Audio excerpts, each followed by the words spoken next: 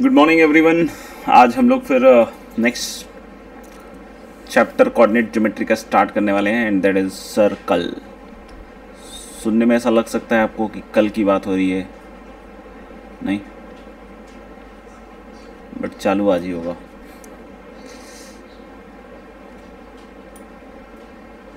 Circle, ठीक है। सबसे पहले तो डिफाइन करते हैं कि किस तरह का लोकस है ये, राइट। तो हम लोग ने क्या कि ये बचपन से वैसे तो पता होगा, ठीक है ना, और बाकी नहीं पता है तो थोड़ा सा देख लेते हैं। तो ऐसा लिख सकते हैं आप लोग मेरे साथ साथ, it is the locus of A point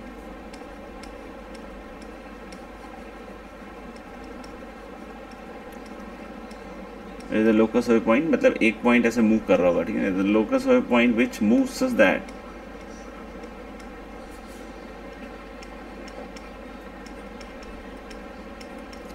its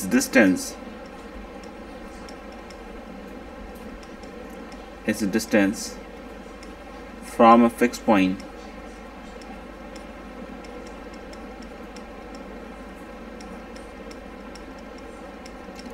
is always constant,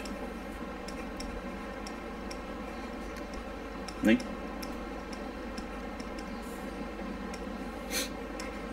The fixed point is called as center of the circle,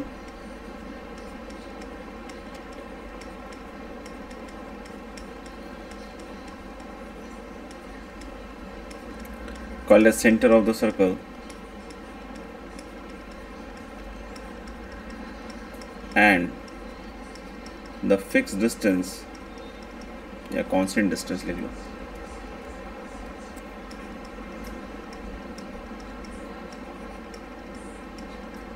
is called as radius of the circle।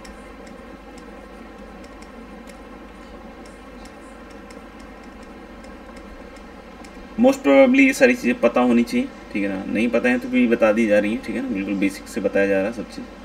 तो लगे कि कोई पॉइंट इस तरीके से मूव कर रहा है कि उसका डिस्टेंस एक फिक्स पॉइंट से हमेशा कांस्टेंट होगा।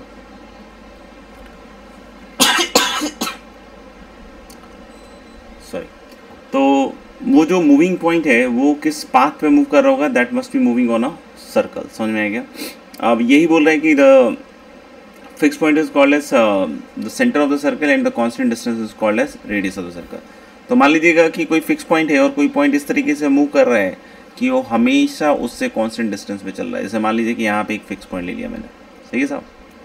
तो मान लीजिए कि ये फिक्स पॉइंट को अपन ने इसमें क्या कहा है, this fix point will be called as centre of the circle. Moving point इधर कहीं है, ठीक है, और इस तरीके से मूव कर रहा है कि हमेशा इससे डिस्टेंस फिक्स्ड है।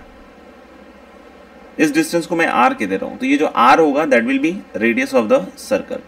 इस पॉइंट के कोऑर्डिनेट को अगर मान लो कि हम लोगों ने अल्फा बीटा कहा, और ये जो मूविंग पॉइंट है इसको आप एच कॉमा के कह दिए,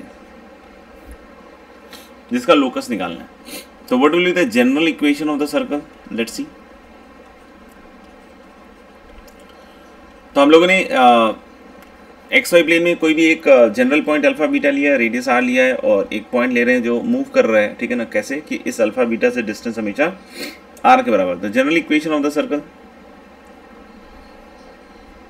तो एच की जगह एक्स, के की जगह वाई फाइनली आएगा। तो मैं डिस्टेंस फॉर्मूला लगा रहा हूँ सिंपली। तो एक्स माइनस अल्फा का whole square plus y minus beta का होल स्क्वायर, वैसे एच के में पहले लिख लीजिए, और चाहे तो फिर उसके बाद एच की जगह एक्स, के की जगह y, equal to r square. तो this is simply distance formula. Root under आएगा एक तरफ आर आएगा, तो स्क्वायर करने के बाद ये बनेगा। तो ये है भैया जनरल इक्वेशन ऑफ सर्कल, ठीक है। और सेंटर के कोऑर्डिनेट क्या होंगे भाई साहब, alpha comma beta and radius is what, r, it is given. तो ये सर्कल की मेरे ख्याल से क्या हो जाएगी, इक्वेशन, ठीक है। अब इसको जब ओपन करके देखिएगा तो आपको इसमें टर्म्स दिखेंगे like x square, y square, x, y and constant terms like this। तो अगर आपने फील किया होगा तो मैंने जो भी लिखा है, हमने इसमें कुछ भी एजम्पशन अपनी साइड से नहीं किया है। हमने एक जनरल पॉइंट लिया है अल्फा बीटा, हमने जनरल रेडियस आर लिया और उसके हिसाब से ये लिखा है, ठीक है। अब अगर हम बात करें अपने general equation of 2 degree in x and y, तो लिखते हैं उसको पहले, general equation of 2 degree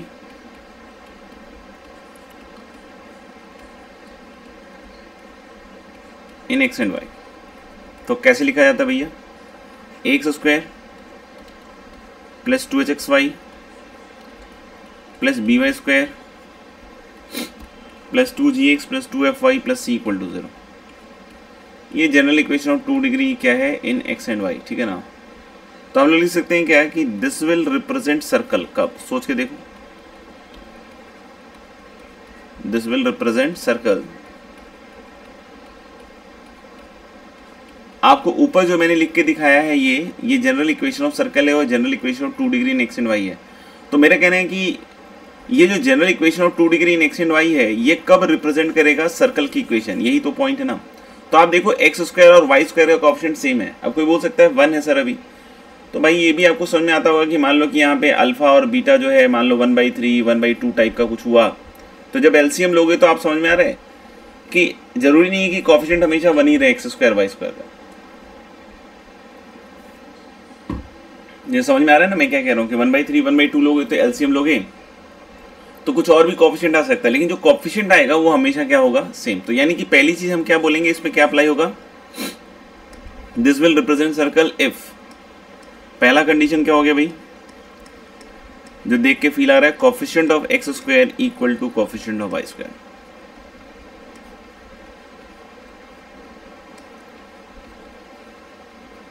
coefficient of x square equals coefficient of y square. और दूसरा कंडीशन क्या बोल सकते हैं भाई साहब, coefficient of x y equal to 0। ये दिख रहा है ना कि एक्स वाई का कोई टर्म नहीं आ रहा, आप देख सकते हो क्या, एक्स वाई का कोई टर्म नहीं आ रहा है, यहाँ पे सिर्फ एक्स का टर्म आ रहा है, वाई का टर्म आ रहा है। एक्स वाई मतलब अब ये नहीं बोलना कि सर एक्स वाई का टर्म तो आ रहा है, देखो ना सर यहाँ एक्स आ रहा है यहाँ वाई आ रहा है, तो भाई तुम मेरी बात ही नहीं सुन रहे हो, ठीक है ना, तुम कुछ और ही लगे हुए दुनिया में, ठीक है ना। एक्स वाई का टर्म नहीं आ रहा है मतलब हम लोगों ने इस वाले की तरह का कोई भी टर्म अपीयर नहीं हो रहा है। तो अगर इसमें ये दो कंडीशन लगा दें, ये समझ सकते हो ना कि एक्स वाई का टर्म इसमें कभी नहीं आएगा, एक्स इंटू वाई का नहीं, क्यों, क्योंकि जब आप x minus alpha square y minus beta square लिखोगे इक्वल टू आर स्क्वायर, तो एक्स इंटू वाई कभी आपस में टकराएगा नहीं, ठीक है। तो अगर ये दो कंडीशन अगर हम लगा दें, सही है क्या, तो ये जो general equation of 2 degree in x and y है ये क्या रिप्रेजेंट करने लगेगा, सर्कल। सुनना ध्यान से, तो हम लोगों ने ये दोनों कंडीशन अप्लाई कर रहे हैं, हम फिर से जीएफसी यूज कर रहे हैं, बट जो अब जीएफसी यूज कर रहे हो जो पहले यूज कर रहे थे वो सेम नहीं है, ठीक है ना। पहली चीज़ है कि एक्स वाई का कोएफिशिएंट 0 होते ही ये साफ हो जाएगा, ठीक है, और ये दोनों सेम हो गया, तो मैं उस नंबर जो भी आ रहा है ए, ठीक है ना, उससे डिवाइड कर दे रहा हूँ, ये बी की जगह यहाँ ए आ जाएगा, ठीक है, और ए से डिवाइड कर देंगे। तो हम लेंगे क्या कि हेंस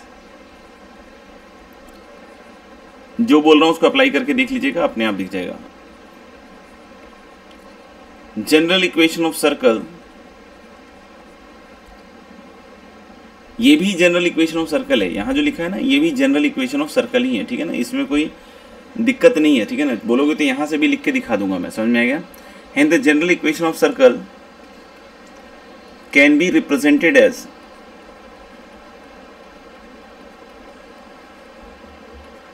कैसे रिप्रेजेंट हो जाएगा, x square plus y square, a से डिवाइड कर दिया है, और नहीं तो अगर इस वाले को देख के देखोगे तो x square plus y square लिख सकते हैं, प्लस 2g अपॉन ए आएगा, 2g अपॉन ए आएगा, तो मैं उसको 2gx ही लिख देता हूँ, ये जो नया g है पुराना g है वो सेम नहीं है, 2fy प्लस c।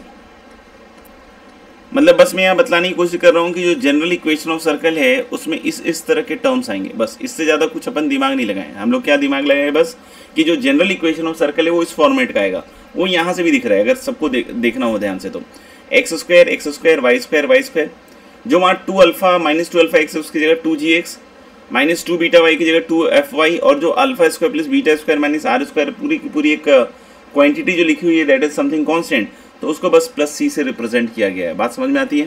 तो यानी कि आगे से अगर आपको जनरल इक्वेशन ऑफ सर्कल अगर लिखना हो तो आप किस फॉर्मेट में जनरल इक्वेशन ऑफ सर्कल लिख सकते हैं, इस फॉर्मेट में, x square plus y square plus 2gx plus 2fy plus c equal to 0। Can we comment upon the center of the circle? Yes. इन दोनों को कंपेयर करके देखो आप, इसको और इस इक्वेशन को कंपेयर करके देखो, खुद से देखो कंपेयर करके, अपने आप फील आएगा। ये अल्फा बीटा सेंटर था और माइनस 2 अल्फा एक्स और यहाँ 2gx, तो minus 2 alpha equal to 2g हो जाएगा, यानी जो अल्फा सेंटर था वो कितना हो गया -g। ऐसे ही देखो 2f है और यहाँ -2 बीटा है, तो -2 बीटा इज 2f, तो बीटा क्या आ गया -f। यानी कि जो सर्कल का सेंटर होगा, इस वाले सर्कल का सेंटर होगा, परफेक्ट स्क्वायर बना के भी दिखा सकता हूं, इस वाले सर्कल का जो सेंटर होगा दिस विल -g, -f। इस वाले सर्कल का सेंटर क्या हो जाएगा -g, -f। अब अगर रेडियस की बात करें तो आप यहां देखिए ना, alpha square plus beta square minus r square c, तो रेडियस तो भाई सी ही होगा ना, सॉरी आर ही होगा ना, रेडियस थोड़ी चेंज हो जाएगा। तो रेडियस क्या हो जाएगा आर इक्वल टू, देखना alpha square plus beta square minus c. लेकिन यहाँ प्रॉब्लम क्या आ रही है दोस्त कि इस इक्वेशन में अल्फा बीटा तो है नहीं, अल्फा बीटा तो एक्चुअली क्या है -g -f, तो अल्फा की जगह यहाँ -g रख दीजिए, अल्फा की जगह -g रखिएगा तो g square plus f square minus c और इसका स्क्वायर रूट आएगा, मतलब सेंटर हो गया -g -f और रेडियस क्या हो जाएगा root over of g square plus f square minus c. देख लीजिए, हेलो सेंटर क्या हो गया -g, -f और रेडियस क्या हो गया root over of g square plus f square minus c. तो यानी कि कभी भी आपको जनरल इक्वेशन ऑफ सर्कल से डायरेक्टली अगर सेंटर लिखना है तो सबसे पहला काम क्या कीजिएगा, बोलिए। सबसे पहला काम करेंगे x स्क्वायर और y स्क्वायर के कोएफिशिएंट को 1 बना देंगे। कैसे, जो भी अगर कोएफिशिएंट अगर 1 के अलावा है तो उसे डिवाइड कर दीजिए। मतलब अगर एक जनरल इक्वेशन ऑफ सर्कल दिया हुआ है तो उस सब सेंटर कैसे निकालेंगे, मैंने क्या बताया आपको कि x स्क्वायर y स्क्वायर का कोएफिशिएंट कितने के बराबर बना देंगे 1, क्योंकि इसी का मैंने सेंटर लिखा है, अभी देख लो ध्यान से, और इसी का रेडियस लिखा है, ठीक है। तो x स्क्वायर और y स्क्वायर का कोएफिशिएंट क्या बना देंगे 1 बना देंगे। कैसे, अगर नहीं है तो जो भी कोएफिशिएंट है उससे डिवाइड कर दीजिएगा, क्योंकि दोनों बराबर होंगे तो डिवाइड करते ही वो 1 बन जाएंगे, ठीक है। अब कोएफिशिएंट ऑफ x का आधा और उसका नेगेटिव, क्या कोएफिशिएंट ऑफ x का आधा और उसका नेगेटिव, देखिए ध्यान से। तो कोएफिशिएंट ऑफ x क्या है 2g, इसको 1 बनाने के बाद, और 2g का आधा और उसका negative -g। Coefficient of y का आधा और उसका नेगेटिव, और रेडियस क्या आएगा root under g square plus f square minus c। अब यहाँ 3 बातें होंगी, ध्यान रखिएगा। पहला,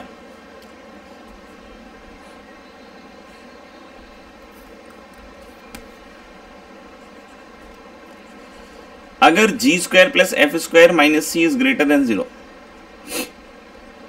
तो हम लोग क्या बोलेंगे, और real circle with finite non zero radius.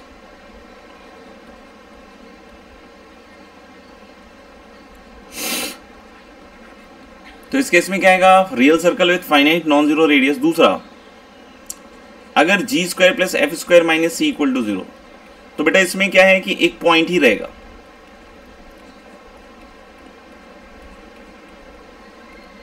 इसमें क्या रहेगा एक पॉइंट ही रहेगा।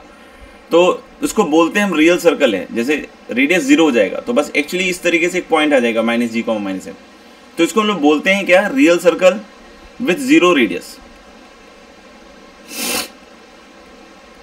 या फिर इसको हम एक और नाम बोलते हैं पॉइंट सर्कल। क्या टर्म यूज करते हैं, theoretically we use the term point circle. अब बहुत सारे बच्चे इसमें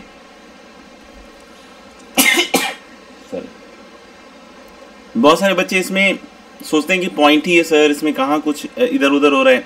तो भाई है पॉइंट, लेकिन उसको हम इस तरह से देख सकते हैं कि एक सर्कल है जिसका सेंटर एक पॉइंट है और रेडियस किसके बराबर है 0 के बराबर है, ठीक है। और तीसरा केस, अगर g square plus f square minus c less than 0 है तो इस केस में हम लोग सिंपली क्या बोलते हैं, imaginary circle.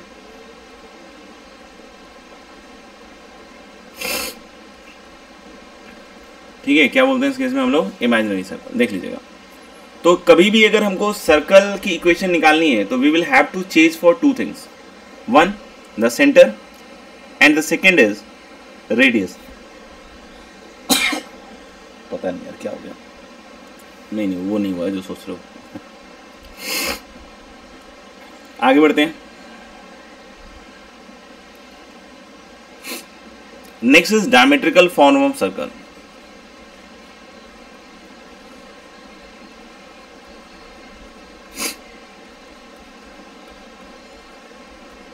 Diametrical form of circle.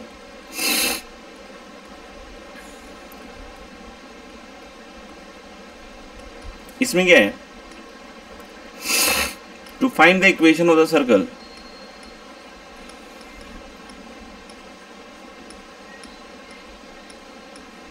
to find the equation of the circle whose diametrically opposite endpoints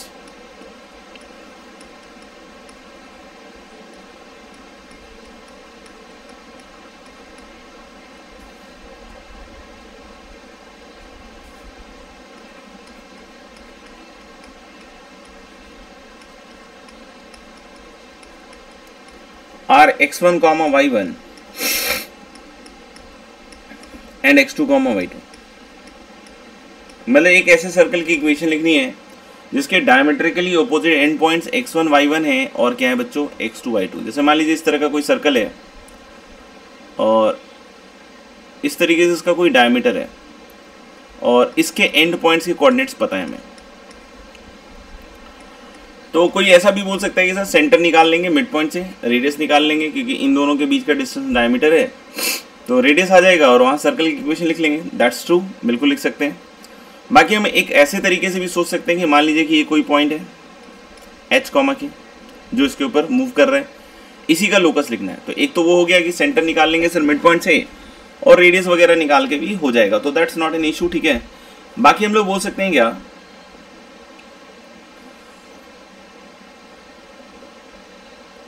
देखिएगा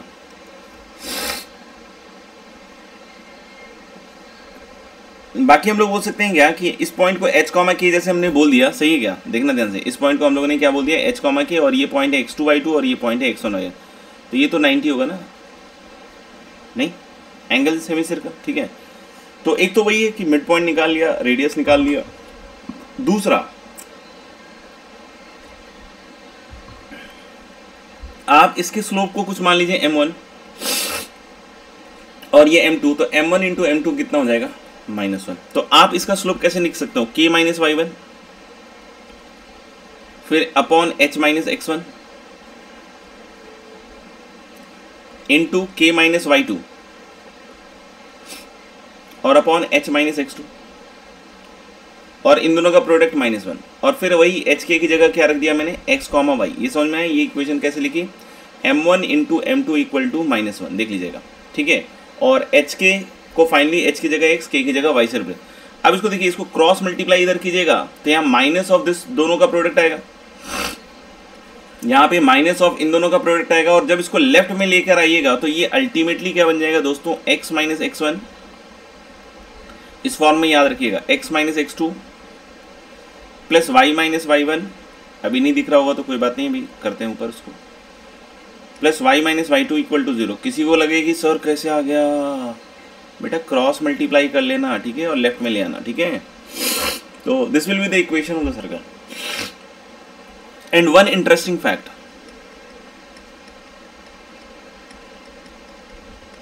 क्या इंटरेस्टिंग फैक्ट, कि अगर आपसे कोई बोले कि इन दोनों पॉइंट्स के थ्रू बहुत सारे सर्कल होंगे, ये तो समझ में आता होगा, नहीं, 2 पॉइंट के थ्रू, क्योंकि एक सर्कल को यूनिकली डिटरमिन करने के लिए ये तो आपको पता होना चाहिए, नहीं पता है तो बहुत अच्छी बात नहीं है, लेकिन पता होना चाहिए, पर फिर भी मैं बता देता हूँ, ठीक है ना। 2 पॉइंट के थ्रू इनफाइनाइट सर्कल है। पॉइंट ये नहीं बतलाने वाला था, मैं कुछ और बतलाने वाला था, लेकिन मुझे लगा फिर हो सकता हो इसी में गायब हुआ है, नहीं। और दूसरा, 3 नॉन कॉलिनियर पॉइंट्स। तो अगर 3 नॉन कॉलिनियर पॉइंट्स हैं तो इसमें बताया जाता है यूनिक सर्कल।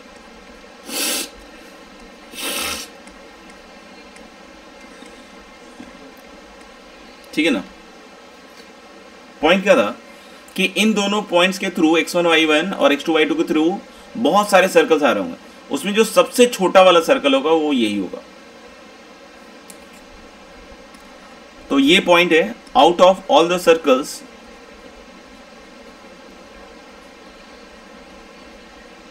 इसको मैं A और B बोल देता हूं, ठीक है ना। Out of all the circles passing through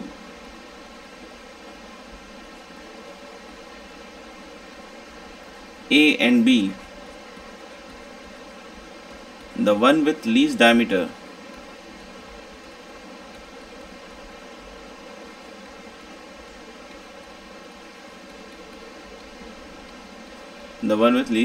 is the one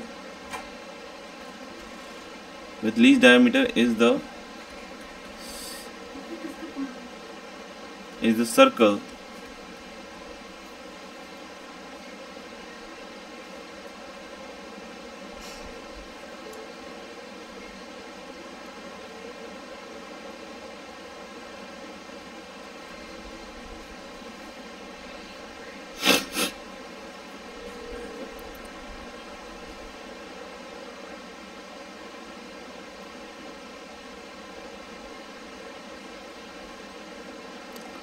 is the circle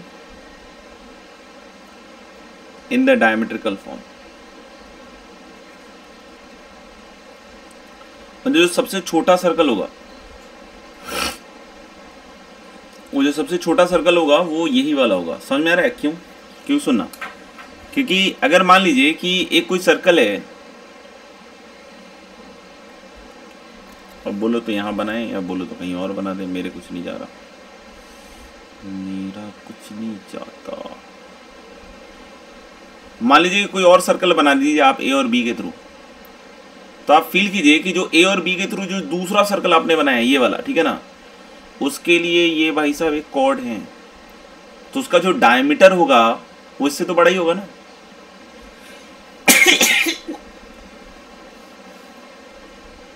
नहीं अभी तक ठीक है यार, शुभ मनाओ। तो हम लोग बोल रहे हैं क्या कि जो एक बड़ा वाला ये जो सर्कल है, समझ में आएगा, और ये जो कॉर्ड है दिख रहा है क्या, तो ये इसका एक जनरल कॉर्ड हो गया, तो इसका जो डायमीटर आएगा वो तो बड़ा ही आएगा ना इससे। यानी कि हम लोग बोल रहे हैं ये जो काला वाला सर्कल है उसके लिए ये तो लॉन्गेस्ट कॉर्ड है, और बाकी जो दूसरे सर्कल्स ऐसे सेलेक्ट करोगे उनके लिए वो जनरल कॉर्ड होगा, वो लॉन्गेस्ट कॉर्ड नहीं होगा, तो इसलिए ये सबसे छोटे वाला ही सर्कल होगा। ठीक है,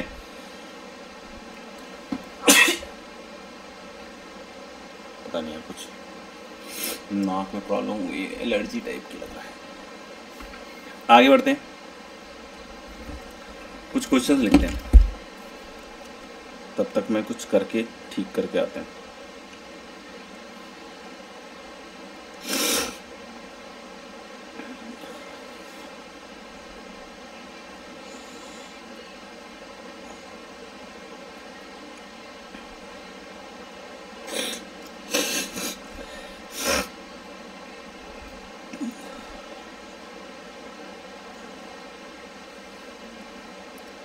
चलिए लिखते हैं सर सवाल कुछ। इंग्लिश अगर कुछ प्लस माइनस हो गया हो तो थोड़ा सा मेरा फोकस हट गया था, देख लीजिएगा आप खुद से, ठीक है ना। इंग्लिश जो भी था पॉइंट वही था कि वो सबसे छोटा वाला सर्कल होगा। Find the equation of circle.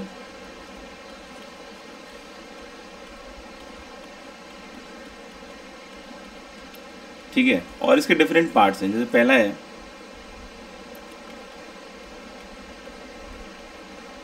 through 3 non-collinear points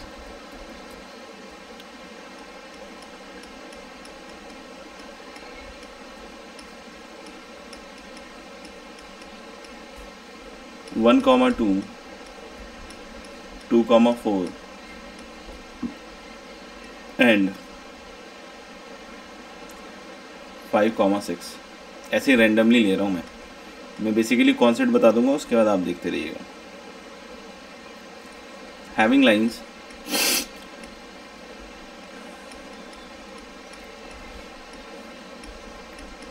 (2x - 3y = 5 and 3x - 4y = 7 as its diameter. Sometimes a diameter is also called as normal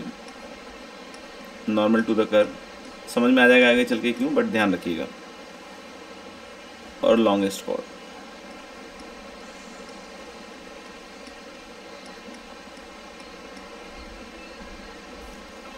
and whose area is 154 square units.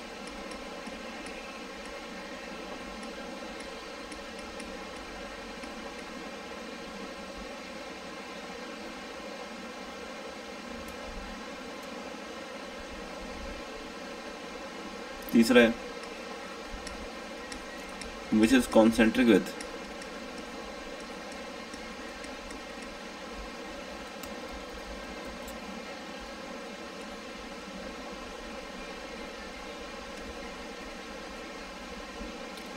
3x square plus 3y square minus 5x minus 6y minus 14 equal to 0, and perimeter of its semicircle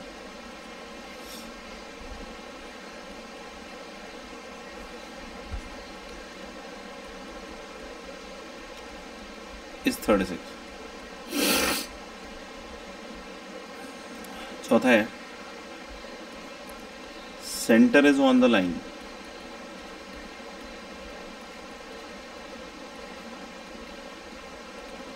y equal to 2x and passing from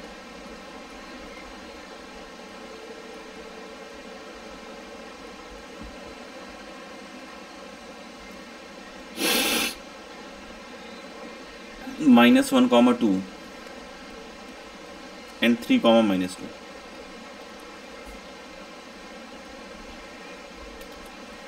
Passes through 2 comma 3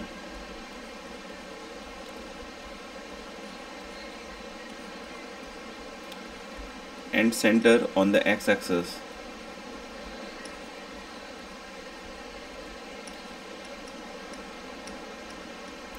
and radius 5.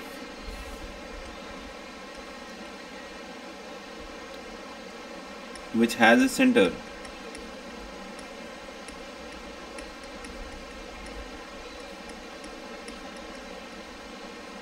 at the point 4 comma minus 3 at the point 4 comma 3 sorry, and touching the line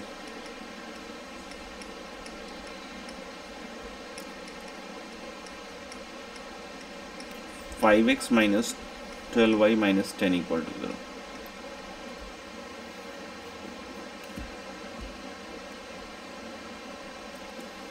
Seventh,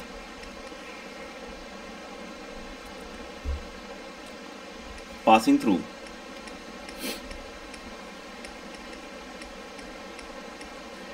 the extremities of the diameters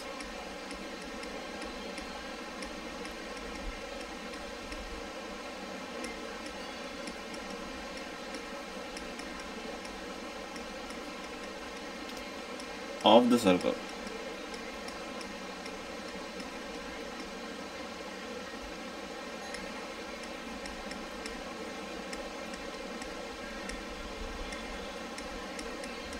of the circle x square plus y square equal to 4x square plus y square plus 2x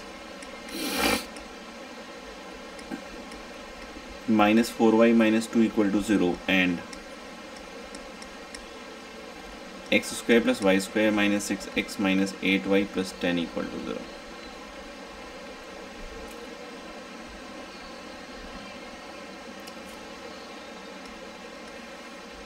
Which passes through origin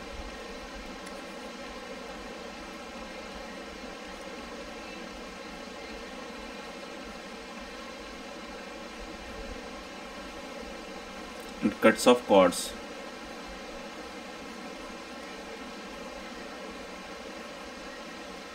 of length and cuts off chords of length 4 and 6 on positive x-axis and y-axis.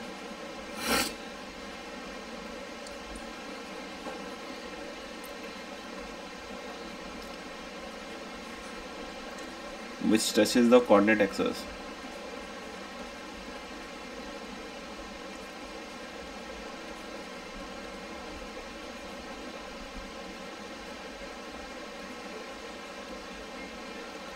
and the line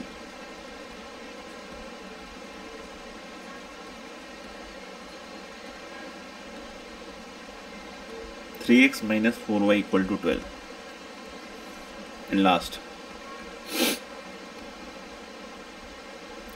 circumscribing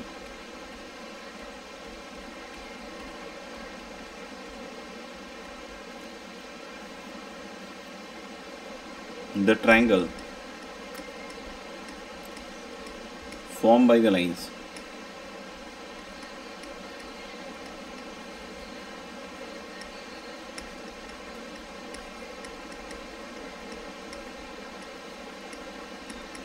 two x plus y equal to 4,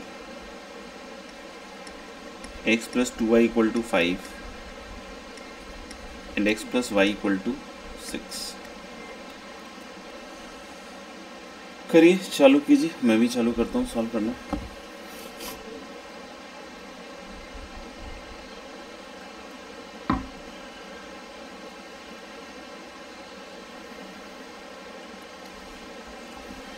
पहले से करते हैं।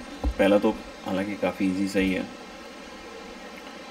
1,2, 2,4, 5,6, ठीक है ना।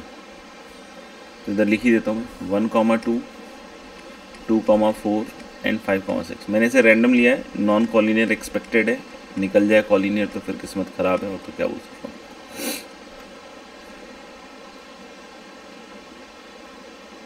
लग नहीं रहा, ठीक है, ठीक है, कॉलिनियर है।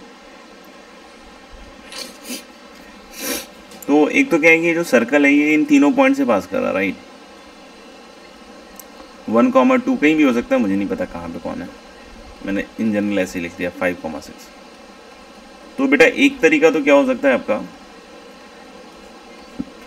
कि इस तरीके से GFC वाला सर्कल मान लीजिए, और GFC वाला सर्कल मानने के बाद एक बार 1,2 रख दीजिए। तो 1 4 1 5 प्लस 2G प्लस 4F, क्योंकि 1,2 सेटिस्फाई करेगा। दूसरा क्या हो गया 2,4, तो 4 और 16 20 प्लस 8G प्लस 8G नहीं यार 4G ना, 4G plus 8F plus C equal to 0 और 5,6, तो 25 और 36 61 लग रहा, 61 नहीं, plus 10G plus 12F plus C equal to 0। तो इन दोनों को घटा लीजिए, ठीक है। तो G और F में एक इक्वेशन आ जाएगा, जैसे इसमें आ जाएगा ना 41 प्लस 6G। अब मैं पूरा कैलकुलेट करके नहीं दिखा रहा हूँ, जो भी आएगा उससे आंसर आ जाएगा, ठीक है ना। और एक इसको घटा के देख लीजिए, तो 15 प्लस 2G और प्लस 4F। चलो बढ़िया है, निकाल ही देते हैं सर। घटा दीजिए दोनों को, तो 11 5 गया 6 और 3 से गया 2, 26 हो जाएगा ना भैया, प्लस 4G इक्वल टू बोलो 0। तो 2G आ जाएगा -13। अब बोलोगे 2G क्यों निकाला आपने, तो यहाँ -13 रखना है, देखो 2G निकालना, देख लेना कैलकुलेशन। ऐसे ही 2G आ गया तो यहाँ -13 रख दो, तो -13 15 -13 -2, तो 4F अगर -2 आ रहा है, सॉरी 4F 2 आ रहा है, एक मिनट रुकना यार, -2 ही आएगा सर। तो 2F -1 आ जाएगा। ये सब उठा के किसी एक में रखकर 2G और 2F जो भी है तो C निकाल लीजिएगा, तो अपने आप आ जाएगा। कुछ कैलकुलेशन एरर हो गया हो तो फोटो खींचने की जरूरत नहीं है, आप अपने एंड पे सेटल कर लीजिएगा, ठीक है। ज़्यादा मतलब होशियार नहीं बनिएगा। आगे बढ़ते हैं। दूसरा हम लोग इसको ऐसे सोच सकते हैं कि सेंटर तो भाई A, B मान लीजिए और रेडियस R ले लीजिए फॉर द टाइमिंग। तो आप एक चीज़ को फील कीजिए ना कि इसका इससे डिस्टेंस, इसका इससे डिस्टेंस और इसका इससे डिस्टेंस सब बराबर है। और जैसे मान लो कि मैं 2 को बराबर करता हूँ तो A-1 square plus B-2 square equals A-2 square plus B-4 square. Radius का स्क्वायर कर दिया, दोनों बराबर। A स्क्वायर दोनों साइड से कट जाएगा, आएगा लेकिन जाएगा, तो मैं लिख के नहीं काटने वाला हूँ, काट के लिखने वाला हूँ। और B स्क्वायर भी कट जाएगा। यहाँ एक -2 आएगा दोस्त, और यहाँ एक -4 आएगा, तो जब उसको ले जाओगे उधर तो वो 2 आ जाएगा। आप कैलकुलेशन कर लीजिएगा, ए स्क्वायर बी स्क्वायर कटता हुआ दिखेगा और बाकी आप निकालिएगा तो ऐसा ही कुछ आएगा, कुछ कैलकुलेशन एरर हो तो अपना ठीक कर लीजिएगा, ठीक है। तो -2a और ये -4a 2a हो जाएगा, फिर इधर -4 भी आएगा और इधर -8 भी आएगा शायद, तो 8 भी उधर जाएगा तो मेरे ख्याल से 4 भी रह जाएगा, और तो क्या रह जाएगा, फिर 2 दूनी 4 तो कट ही जाएगा इधर से, इसका भी, और इधर 1 और ये कितना है 16 ही होगा ना, 16 और 1 इधर 15, तो एक इक्वेशन तो भाई साहब ये आ जाएगी आपकी, ठीक है। यहाँ पे 3 इक्वेशन सॉल्व करना पड़ा, यहाँ 2 इक्वेशन सॉल्व करना पड़ेगा, बस इतना ही फर्क है। फिर एक और लिख लीजिए, तो a - 1 square plus b - 2 square equal to a - 5 का स्क्वायर प्लस b - 6 का स्क्वायर। फिर से a स्क्वायर b स्क्वायर कटेगा, -2a और -10 है तो 8a आ जाएगा शायद, -4a और इधर फिर से 6 दूनी 12, -4a और 12, फिर से 8 भी आ जाएगा लगता है, 5 और 25 और इधर 20 हो जाएगा, नहीं तो 20 और 36 कितना हो जाएगा, 56, पता नहीं सही है गलत, तो इसको 8 से पहले चाहो तो डिवाइड भी कर लूँ, ठीक है ना, और उसके बाद जो भी है जैसे भी कर सकते हो, ठीक है ना। 2 इक्वेशन 2 वेरिएबल ए भी आ गया, पॉइंट आ गया, ठीक है ना। ऑल्सो कैलकुलेट द रेडियस, तो मुझे ये वाला मेथड सही, मतलब सही क्या, मतलब सही तो दोनों ही है, ठीक है। 2 इक्वेशन 2 वेरिएबल सॉल्व हो रहा है, ठीक है ना। बाकी आप देख लीजिएगा, लिखना हो तो भी लिख लीजिए, थोड़ा सा दिखा देते।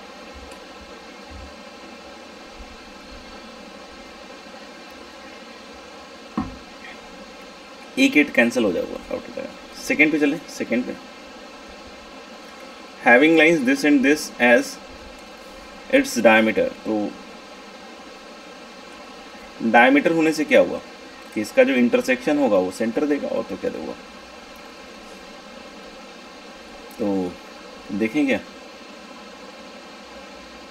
1 - 1 लग रहा है यार, 2 एकम 2 -3 5, हाँ तो ये देख के ही लग रहा है कि 1, -1 सेंटर आ गया, क्योंकि 2 चीज़ें चेंज करनी है, सेंटर और रेडियस, और एरिया 154 है तो πr² 154 हो गया,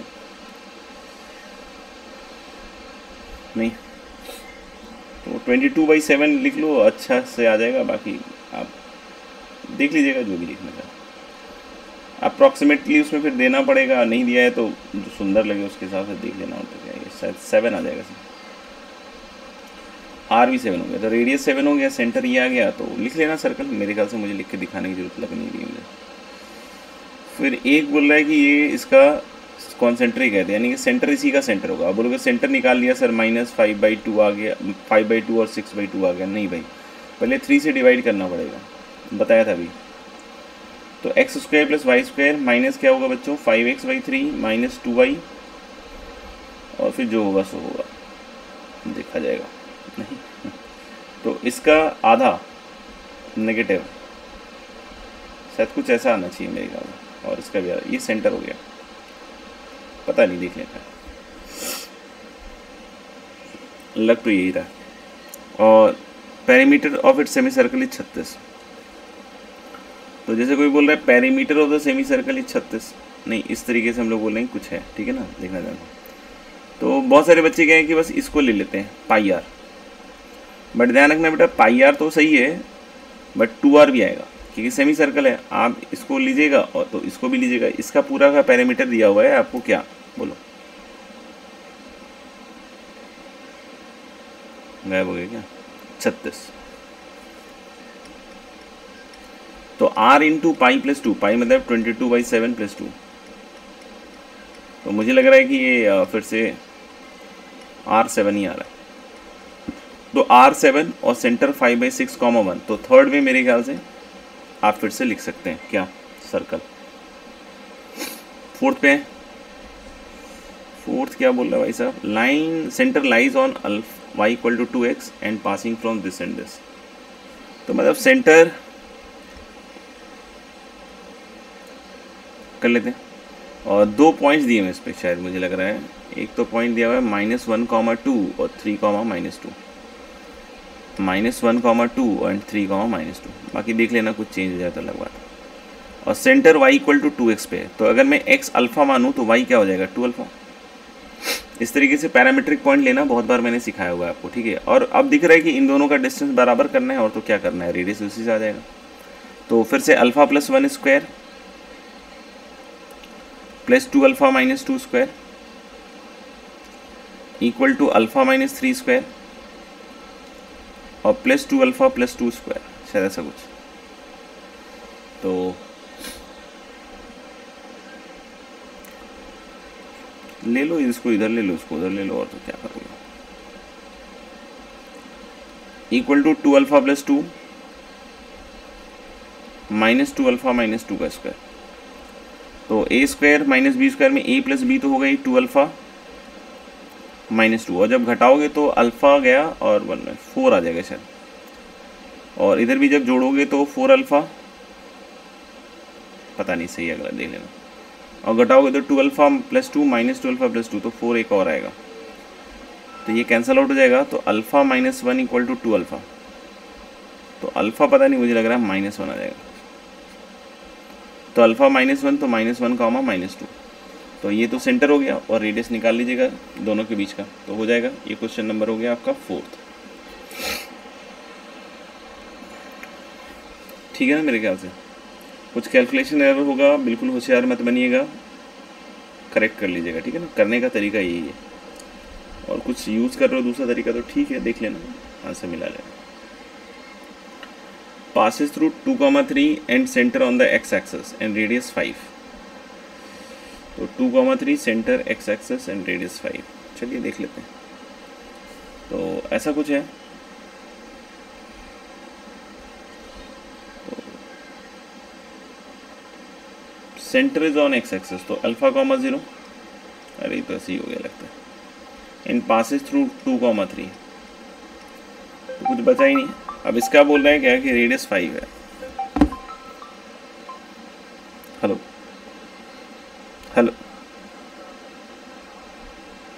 गार्ड साहब को दे दीजिए ना।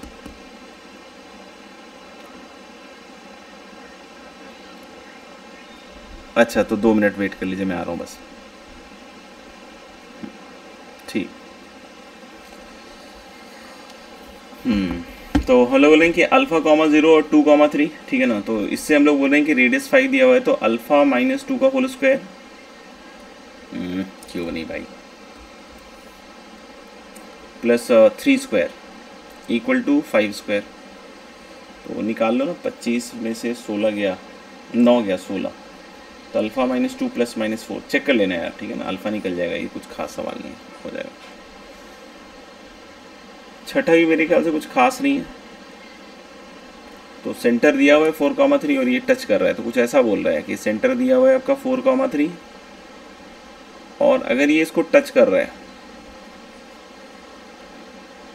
नहीं 5x -12y -10 इक्वल टू 0 को, तो रेडियस निकाल लो भाई साहब।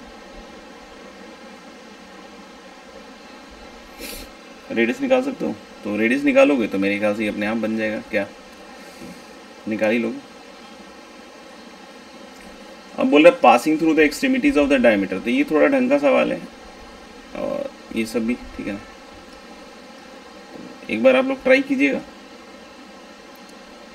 फिर अपन नहीं तो अगली क्लास में इसको सॉल्व करते हैं, ठीक है। और होमवर्क अभी वही है, स्ट्रेट लाइन का जो भी बचा हुआ काम है उसको पूरी तरह से कंप्लीट कीजिए, ठीक है, फिर बात करते हैं, ओके।